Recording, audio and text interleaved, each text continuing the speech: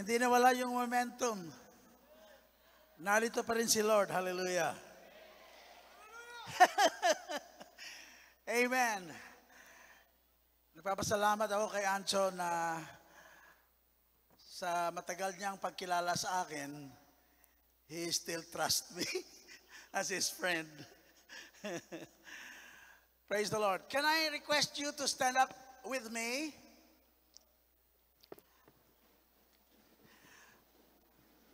I am so honored to be invited here to speak with all our friends.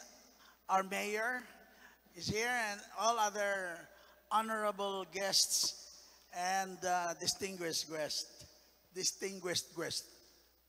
guests. Let's read from Acts chapter 9. But what we will do is we will just read the red letters.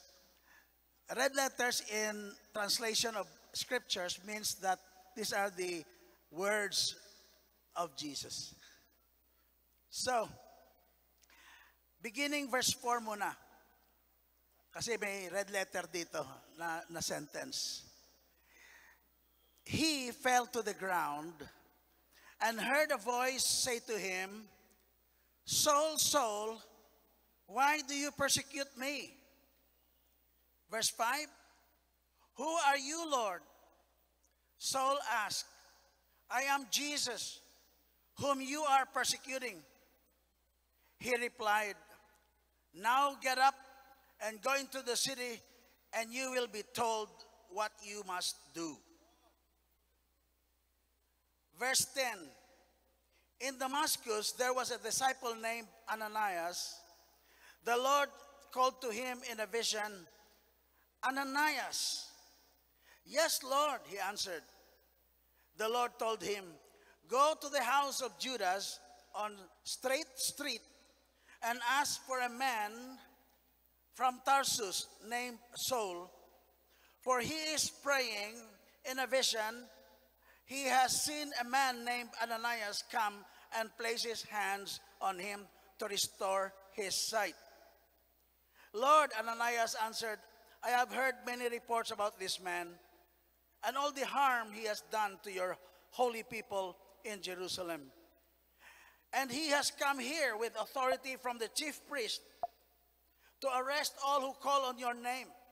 But the Lord said to Ananias, go, this man is my chosen instrument to proclaim my name to the Gentiles and their kings and to the people of Israel. I will show him how much he must suffer for my name. Praise God. Father in heaven, I pray for your people here, every one of them. They are your people by creation and they are your people by redemption. Niligtas mo po kami sa kasalanan. At ngayon po sa celebration na ito, gusto naming malaman, Lord, what is the necessary element para makapursu kami, lalo na dito sa Life Church. Para makapatuloy kami, Panginoon, hanggang sa pagbabalik mo. We want to be prepared for your coming, Lord. Prepare your people. Prepare this church. In Jesus' name we pray. Amen. Please sit down.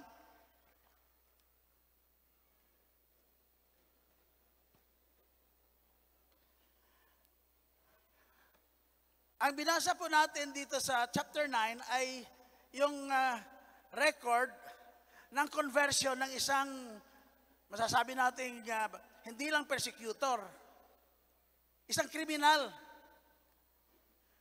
One of the worst character in the New Testament na nakaharap ng church. A persecutor, sabi nga ng Bible na sa chapter 8, may permit pa siya. He placed Christians to prison.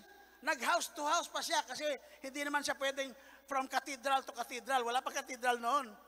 From house to house. Kinalagkad niya yung mga Christians, nilagay sa jail. Ang iba sa kanila pinatay. And during this time also, chapter 9, matapos lang ito na pinatay nila the first martyr of the church, si Stephen. And so, ang nangyari dito, the church traumatized by the persecution, was almost like silent. Nagtago po sila.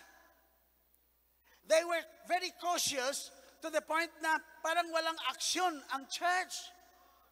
Pero makita natin na sa kalagayan ng ganito, may nag-a-action talaga. The person who is very, very active, if the church is not doing anything because they are afraid, ay ang ating Panginoong Jesus. Jesus is very, very active. Hallelujah!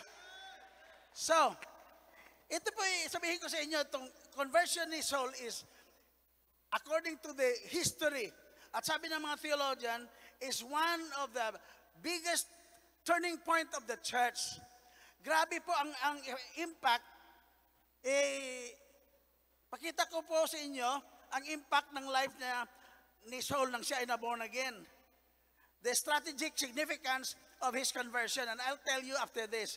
Because kagabi po, nag-share ako sa inyo about the recruitment. Gusto ko pong maging recruiter pa rin ngayong hapon. I want to recruit champions. Not just ordinary Christians, but we want to recruit champions. The conversion of Saul has this impact in church history. Number one, it eliminated one of the greatest threats. Si Saul was the threat. He was authorized, he was a scholar, he was a member of Sanhedrin. Ito lang yung dedication ng life niya. It created the greatest missionary after he was converted. He became the greatest missionary sa buong New Testament. Can you imagine ang buong New Testament, 50%, more than 50% of the books in the New Testament was written by this man. Scholar ni Gamaliel. Very religious testimony niya concerning obeying the law, blameless. Nakarinig na kayo ng tao na blameless? He created the greatest missionary. He opened the door to the nations. Siya ang nagbukas ng pintuan para mapasok ang lahat ng mga Gentile nations. Pumunta siya sa mga cities like Ephesus, Corinth, and later on sa Macedonia. He was the one who opened the door. Dahil sa kanya, ang mga disipulo ni Jesus na iba ay nag-focus lang sa Jerusalem for many, many years. They say about 6 to 7 years. Doon lang sila sa Jerusalem. Kaya they were subjected to persecution. It gave the church its deepest theology. Ang theology na alam natin, binabasa natin, Romans, Corinthians, Hebrews included probably. And then, yung mga Ephesians, Galatians, si Paul po ang sumulat niyan. Siya ang naglagay ng foundation sa belief system ng church. Kung walang foundation ng belief system ng church, kahit ano na lang, papaniwalaan natin. A confusion of teachings and confusion of statements and decrees and creeds. Pero si Paul, as a scholar, used by God, anointed by God, he was used by God. It multiplied leaders and churches. So sabi ng ibang scholar, sabi nila, this is why many historians and theologians say, without Paul's conversion, the church might have remained local. But with it, the church became global. Palakpakan po natin ang ating Lord.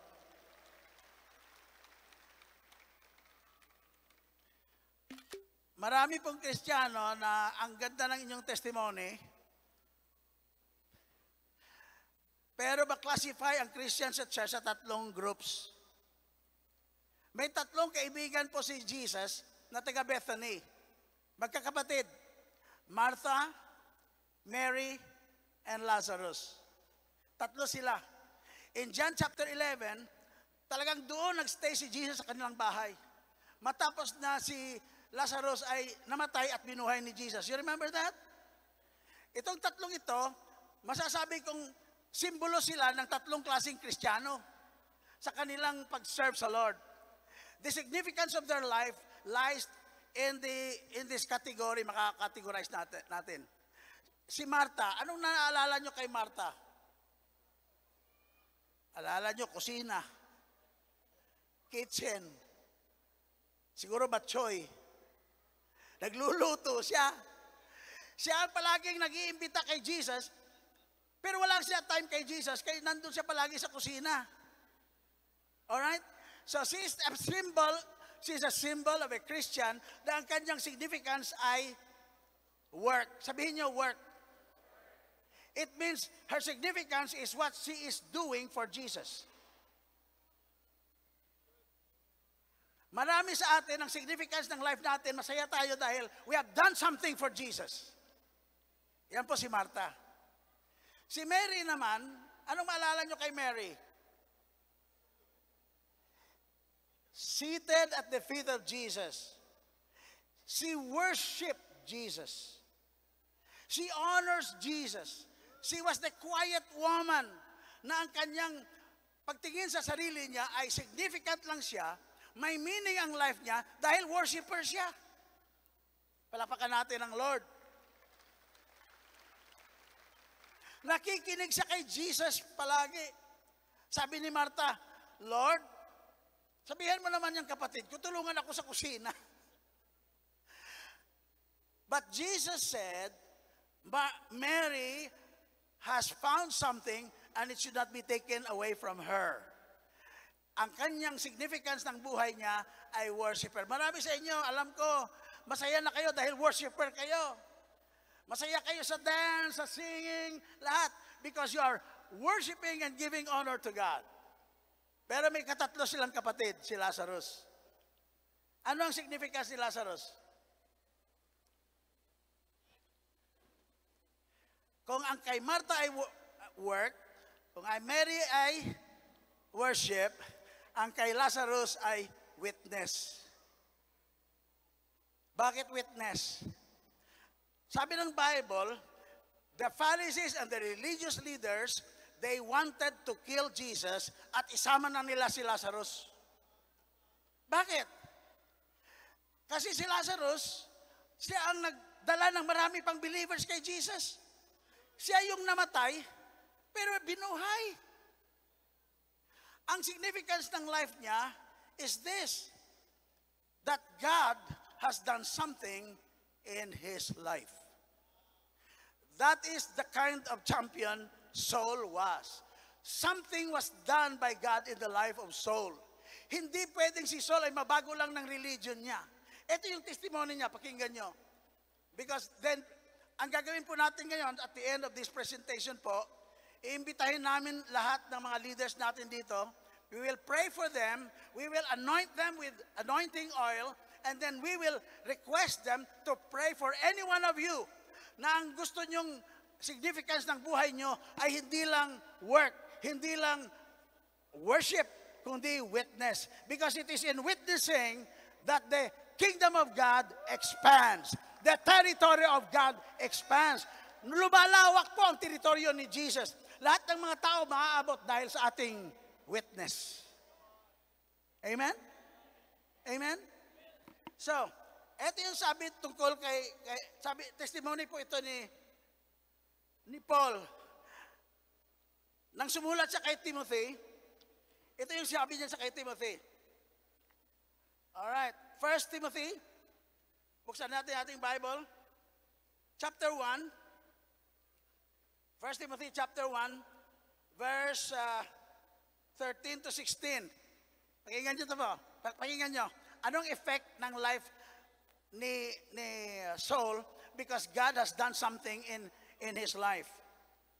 Sabi niya, verse 13, even though I was once a blasphemer, a persecutor, and a violent man, I was shown mercy because I acted in ignorance and unbelief. The grace of our Lord was poured out on me abundantly, along with the faith and love that are in Christ Jesus. Here is a trustworthy saying that deserves full acceptance. Christ Jesus came into the world to save sinners, of whom I am the worst. But for that very reason, I was shown mercy, so that in me, the worst of sinners, Christ Jesus might display his immense patience as an example for those who would believe in him and receive eternal life. Sabi niya, I was the worst sinner. Sino naniniwala dito na magandang strategy ni Lord Jesus na ang pinaka-worst na sinner ay ang uunahin niyang isave? Sa panahon na ang lahat ng mga believers niya, 10,000 of them, plus, dahil mega church sila. Chapter 8, mega church na sila. Chapter 9, itong binabasa natin. Nagtatago sila, takot sila. Pero ang Lord, nag-action siya. At hinanap niya itong persecutor na ito. Sasabihin ko sa inyo, ang prayer ko ngayon, ang bumaril kay Charlie Kirk, dapat ma-born again siya. Ang lahat ng mga masasamang taong kilala ninyo, from DPWH, from Congress, from Senate, or whatever office, masakit ang loob natin. Dahil nangyayari yan sa ating, hindi lang sa mundo, sa ating bansa. Corruption is eating the foundation values of our nation. Pero ang panalangin ko, Lord, sana ang punishment mo sa kanila ay ma-born again sila. Hallelujah! Sino ang naniniwala na magandang punishment yan? Sana ma-born again siya. Sana ma-born again sila. Amen? Hallelujah. So, ito yung nakita nating insight at lesson on how Jesus raised champions doon sa Israel. Ito yung mga lessons natin. Let's enumerate them. Okay? Naniniwala pa ako kung ang inyong buhay ay walang kwento, kasama sa Diyos, walang kwenta. Okay? At kung ikaw ay Christian na hindi ka nagsisilbi sa Diyos, walang silbi ang buhay mo. Sabihin mo sa katabi mo, magsilbi ka sa Diyos. Amen! Right now, God is raising champions. At walang exempted. Kung na-born again nga si Saulo, kaya kang i-born again ni Jesus. Kaya ka. Hallelujah. Amen. Kaya ni Jesus, i-change ang life mo. Hallelujah. Noong 1973 po, akala ko wala nang chance yung life ko. But God gave me a new chance. Simple presentation of the love of Jesus. Sabi ng pastor, kung gusto mo may bagong pahina ang buhay mo, new page, God will give you a new page in your life. Invite Jesus into your life. Noon po, tinanggap ko ang Panginoon. And He gave me a new chance. Hallelujah. Hindi ko na na-delay yun. Unang elemento po dito, sikreto ng how to raise up, how Jesus raised up champions is that He identifies with His church. Jesus identifies with His church. Pakinggan nyo to. Sabi ni Jesus kay Saul, Saul, Saul, why do you persecute me? Hindi siya nagsabi, why do you persecute my church? Alam po ninyo, ang ginagawa ng mga tao against you, personally or as a church, ay nararamdaman ni Jesus. Pinipersonal ni Jesus ang trabaho ng ibang tao sa iyo, ang kanilang treatment sa iyo, whether it is good or bad, dinadamdam po ni Jesus yon. Saul, Saul, why do you persecute me? Alam niyo ang theology ni Paul nung sinulat niya yung mga epistles niya? Ang theology niya, ganito, the church is the body of Jesus Christ. Sa palagay niyo, saan niya yung natutunan? Ha? The church is the body of Jesus Christ. Saan niya yung natutunan? Dito sa encounter niya kay Jesus. He was harming the church. He was hurting the church. Pero sabi ni Jesus sa kanya, nag-complain si Jesus sa kanya, why do you persecute me? Ang pangalawang tanong ni Saul sa kanya, who are you, Lord? Who are you, Lord? Hindi niya kilala si Lord. Pero according to his testimony, buong buhay niya daw, buong buhay niya, he was trying to serve the Lord. Pero hindi niya pala kilala si Lord. Maraming mga tao na alam ko, they are serving God or serving the Lord, but they don't know the Lord. Very, very important. So, itong unang element, he is raising champion if he is the one acting. Siya ang May ginagawa ba si Jesus sa inyo? Itanong ko lang. Kasi magiging champion ka kung ngayong panahon, itong oras na to, may ginagawa si Jesus sa puso mo. He is doing something in your heart. Amen. Sabi dito, Saul, Saul, why do you persecute me? Who are you, Lord? I am Jesus, whom you are persecuting. Jesus identifies with his church. What is done to his people is done to him. Sabi ni Jesus, well done, good and faithful servant. I was hungry, you give me food. I was thirsty, you give me water to drink. I was naked, you clothed me. I was in jail, nakulong ako. You visited me. I was in the hospital. You visited me. Sabi ng mga righteous, kailan yun nangyari, Lord? Where? Where were you hungry that we give you food? Sabi ni Jesus, inasmuch as you have done it to the least of my brothers, you have done it to me. Kaya tayo mga Christians, hindi tayo dapat matakot kung anong gagawin ng mga masasamang tao sa atin. Kasi ang kalaban nila, sino nga? Si Jesus. Si Jesus. Ito yung number 2. Jesus controls everything in the church. Hello? Jesus controls everything in the church. Sabi niya kay Saulo, sabi niya, punta ka doon. Humayo ka muna doon. Because I will send someone and he will tell you what to do. Alam niyo ang ginawa ni Jesus? Pinuntahan niya yung isang ordinary believer. Pangalan niya si Ananias. Ananias, puntahan mo doon sa address. Alam ni Jesus ang address. Sabihin niyo, wow. Alam ni Jesus ang cellphone number mo. Hallelujah. Sabihin niyo, wow. Alam din ni Jesus, may 2 SIM card kayo dyan. Ang isa, regular SIM card nyo. Ang isa, tawag nila, SIM card. Kasi ginagamit nyo lang yan daw doon sa toilet. Gusto ko lang i-emphasize, Jesus knows everything. You cannot hide anything from Jesus. He knows the condition of your heart, the condition of your life. He knows the details in the church. He knows the address. He knows the people he can call. Ananias, you go to that address. Binigay pa yung address. Straight street. There's someone there named Saul from Tarsus. He is waiting for a man named Ananias. Pinagtagpo sila ng tadhana. Praise God. Sabi naman ni Ananias, Lord, alam mo ba? Sino sa inyo naka-pray na, Lord, alam mo ba? Hindi na kailangang tanungin mo si Lord kung alam niya. Alam niya. Yung prayer niyo, Lord, you know. Lord, you know. Sabi ni Lord, I know. Alam mo ba ginagawa ng taong yan? Hindi lang suplado yan. Violentic tao yan. Have you not known kung anong ginawa niya sa mga believers?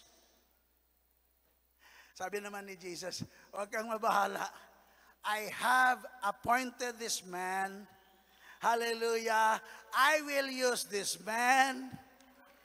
And I will show him how much he will suffer for my name. Huwag kayong maniwala na may mga times sa buhay ninyo na hindi ba control ng Lord. He is in control. Sometimes we are out of control, but God is still in control. He knows the ending from the beginning. Can you imagine that? Sabi ni Joseph sa mga kapatid niya, yung istorya sa Genesis, sabi ni Joseph sa mga kapatid niya, you are not the one who sent me here to Egypt to Pharaoh, you did not sell me as a slave. It is God who sent me here to save lives. I-interpret na natin ang ating mga nakaraan, mga masasakit na nakaraan. May kinalaman doon ng Diyos. Sa mga masasakit yung nakaraan, may kinalaman ng Diyos. Hindi nyo lang ma-interpret positively. Negative ang interpretation nyo. Kinakanta natin yung, oh, you know, God, you can turn this evil into good. Pero kung minsan, may blame pa si Lord. Pero alam ni Lord ang detail ng kanyang church. Hallelujah. Pinapunta doon si Ananias. Nag-pray si Ananias. 3 days na po, nabulag si Saul. Nahil ang kanyang mata. Nabaptize siya sa Holy Spirit. Alam agad ng Lord kung anong gagawin ni Saul. He went out and started to preach and prove that Jesus is the Christ. Yan ang champion na kailangan natin i-recruit. Hallelujah! From being a persecutor to becoming a preacher for Jesus. Lahat ng kilala nyo, nagpahirap sa buhay nyo, i-pray nyo na sila ay maborn again. Because God can use them mightily. Amen po? Hallelujah! Let's go to number 3. Number 3, Jesus admits that serving Him is costly. He told Ananias, I will use that man, but I will show him how much he will suffer for my name. Alam po ninyo, masarap mag-serve sa Lord. Masarap magsilbi sa Lord. Lalo na kung alam mo na may pahirap pala dyan. Wala nag-amen? At least alam mo na may pahirap dyan. Amen? I will show him how much he will suffer for my name. You know, at the end of the life of Saul, he has plenty of experiences, miraculous. At the end of his life, he wrote to the Philippians, with tears in his eyes, he said to the Philippians, you know, I want to know him more. Ito yung veteran missionary. Sabi niya, I want to know him more. And the fellowship of his suffering. And the power of His resurrection. Ilang taon ka na nag-serve sa Lord? Ang desire mo, you want to know Him more? Sino sa inyo matagal na nag-serve sa Lord? Raise your hands. Meron pa bang desire dyan desire to know Him more? Sige nga, itaas yung kamay nyo. I want to know you more. Ang nalalaman natin kay Lord ngayon, katiting lang.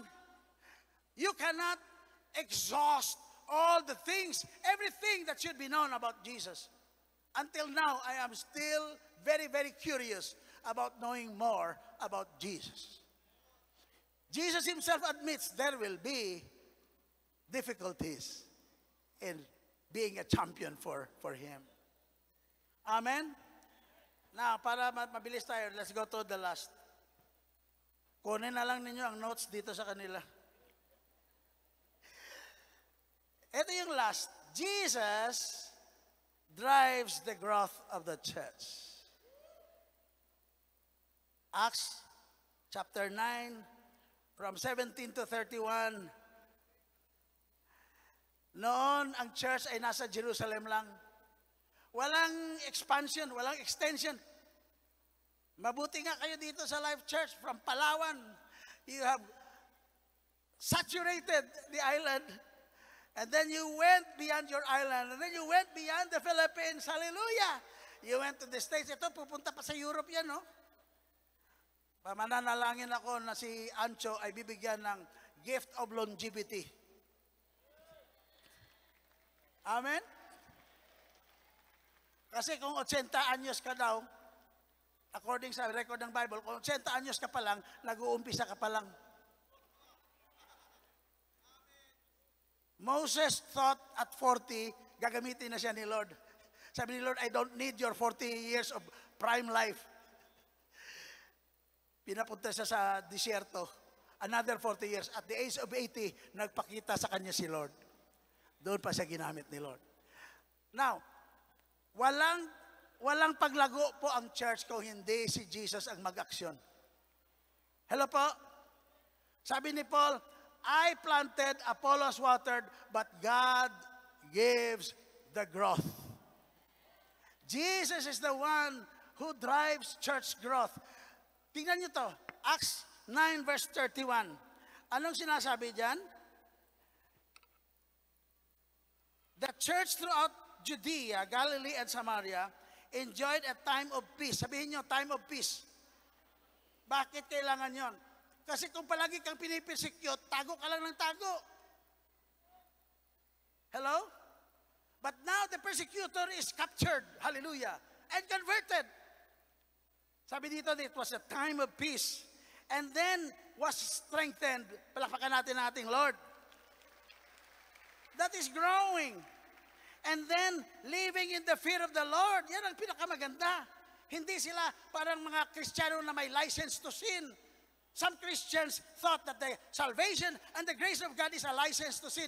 No, they walk in the fear of the Lord. Anong sabi dito? And they were encouraged. Maliban pa sa strengthened, na-encourage sila. Maybe emotionally, maybe in their emotion, depressed sila noon, but now they are encouraged. By the Holy Spirit, palakpakan natin ang Lord, by the Holy Spirit! And then, they increased in numbers. So, titigil na ako because I want to be faithful. Tatawagin ko po dito ang lahat ng mga pastors natin, mga senior pastors natin, and we will pray for you. Ang papinalangin ko po, ganito, na may gagawin si Lord sa buhay mo. Kagaya ng may ginawa si Lord sa buhay ni Lazarus, mas maganda yon kaysa may ginawa ka para sa Kanya. Mas maganda, unahin natin na may ginagawa siya sa buhay natin. Amen po? All senior pastors, will you please stand and come here to the front? Imbitahin ko rin po ang ating mga honored guest na tulungan tayo dito sa harap. Mga speakers natin, mga missionaries natin.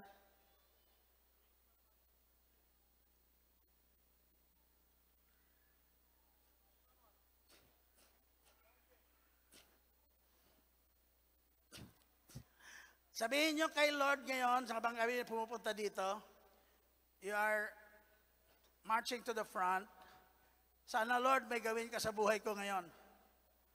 Wala akong kwento, wala akong kwenta. Gusto ko may kwento ang buhay ko. Praise God. Amen? In the name of Jesus. In the name of Jesus. God will raise champions.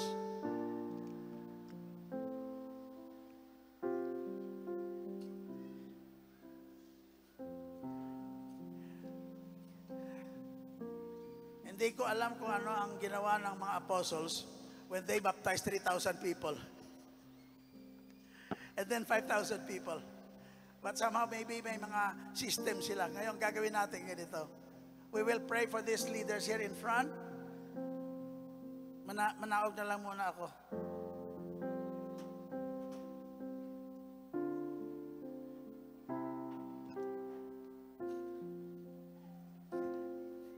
Hallelujah. Let us all stand and you will be joining me in praying for these people. Hallelujah. Rona Madar Kasarayalaha.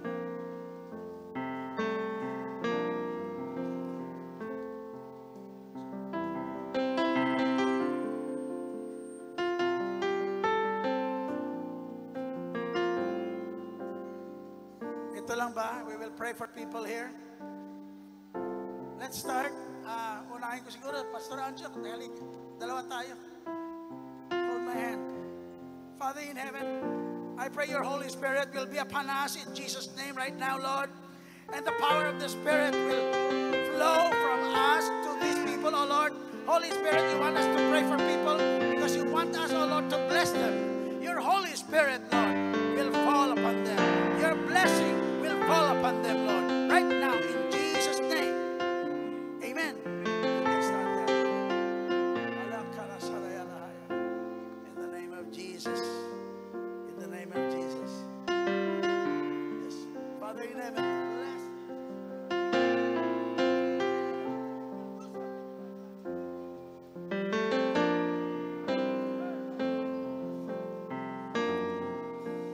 Just the time Healing, I deliverance, whatever. In Jesus' feel name. I anoint you with the Spirit of the living God. in the mire of sin.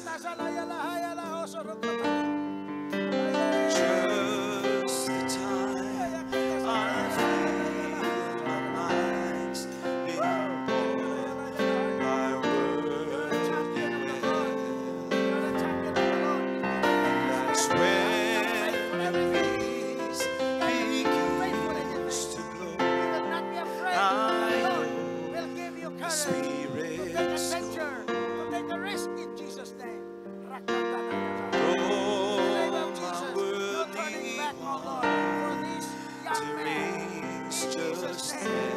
pronounce longevity, Lord, that this man will live longer than he expects, and other expects.